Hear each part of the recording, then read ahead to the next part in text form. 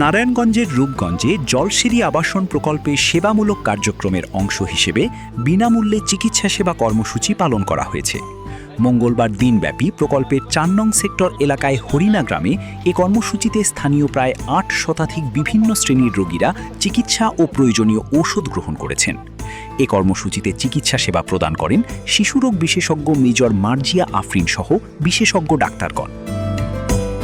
এ সময় প্রকল্পের দায়িত্বরত কর্মকর্তা জানান, স্থানীয় জনগণের কল্যাণার্থে জলসিঁড়ি আবাসন প্রায়শই বিভিন্ন উন্নয়নমূলক কর্মকাণ্ড পরিচালনা করে।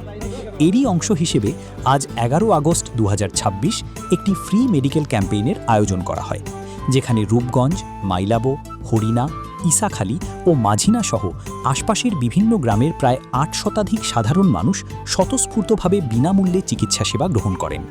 ক্যাম্পে আগত রোগীদের বিশেষজ্ঞ চিকিৎসকদের মাধ্যমে স্বাস্থ্য পরীক্ষা, প্রয়োজনীয় চিকিৎসা এবং বিনামূল্যে ওষুধ বিতরণ করা হয়।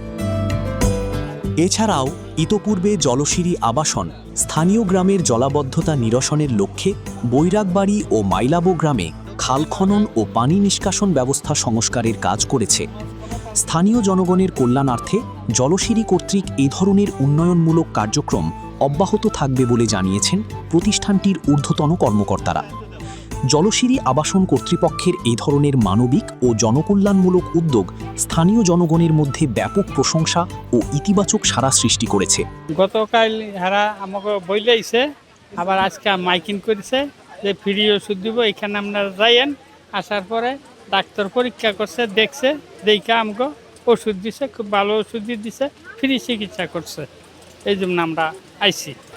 ওষুধ মাত্র লইলাম, খাওয়ার পরে এলা বুঝমু উপকার হয় না না হয়, এইটা উপকার হয়েছে, ফ্রি দিছে। ওষুধ নিতে মাইছে সেনাবাহিনী, আমরা জানি না, মাইছে তো খবর না, ওষুধ লেগে আইছি। ডাক্তারে দেখছে, ভালো সেটা দেখছে, দিয়ে ওষুধ দিচ্ছে। সেনাবাহিনীর কাছ থেকে ওষুধ নিলাম, ওষুধ পানি দিলাম।